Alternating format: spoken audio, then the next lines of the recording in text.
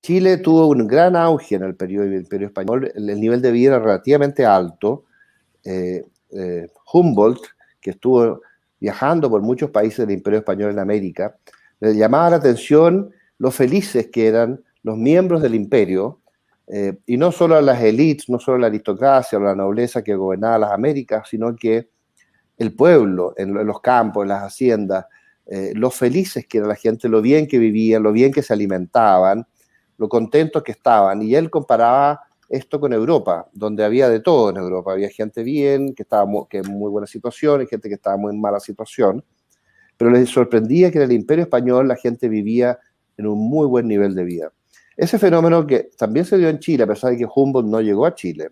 Chile era un país un poco más pobre que el resto, pero también la vida era relativamente fácil, en los campos había de todo, había gallinitas con huevo para comer, y había un chanchito, y había carne, en fin, y había trigo, y había pan, y la gente necesitaba eso para estar feliz, para estar bien, y había caballo, había espacio, había casas, en fin, que ellos podían vivir en las haciendas, se les daba mucho bienestar a la gente.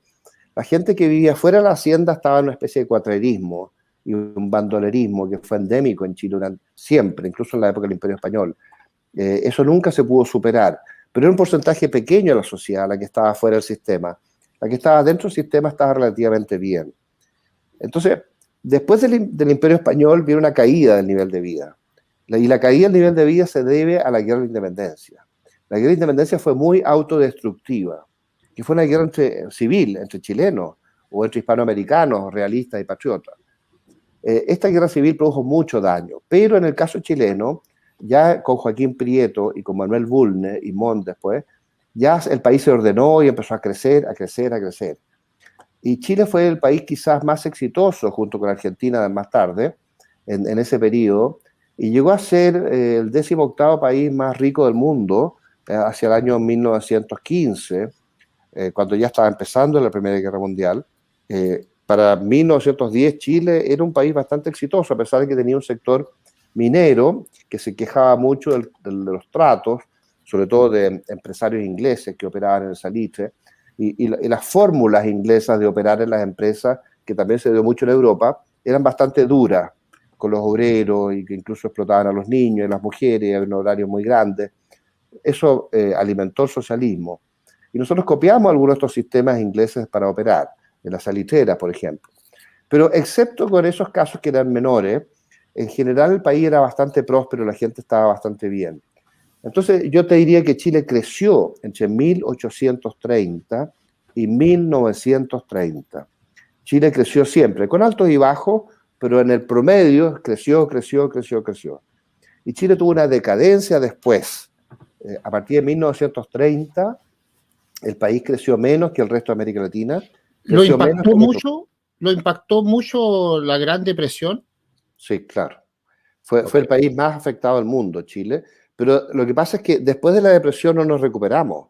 O sea, tomamos una serie de políticas equivocadas, que solamente nos recuperamos muy al principio con el gobierno de Arturo Alessandri, con su ministro Gustavo Ross. Pero ya con Pedro Aguirre Cerda hubo políticas socialistas en lo económico que empantanaron mucho el desarrollo, a pesar de que hubo muchas políticas sociales que fueron muy bienvenidas en esa época, y más tarde la creación de la Corfo y una serie de promociones industriales. Pero sin embargo, estaba tan restringida la economía en sus formas, que el país creció menos que América Latina y menos que el resto del mundo. Entonces Chile se empezó a quedar atrás. Después de haber sido una potencia, haber sido un líder panamericano, hasta el año 15 por lo menos, o hasta el año 30 si tú quieres, eh, empezó una cierta decadencia que fue creciendo y creciendo, y ya con Allende hubo una hecatombe en lo económico. Entonces hay una decadencia entre el año 1930 y 1973. Ese fue el periodo de decadencia de Chile, donde Chile se fue quedando atrás del resto de América Latina y atrás del resto del mundo.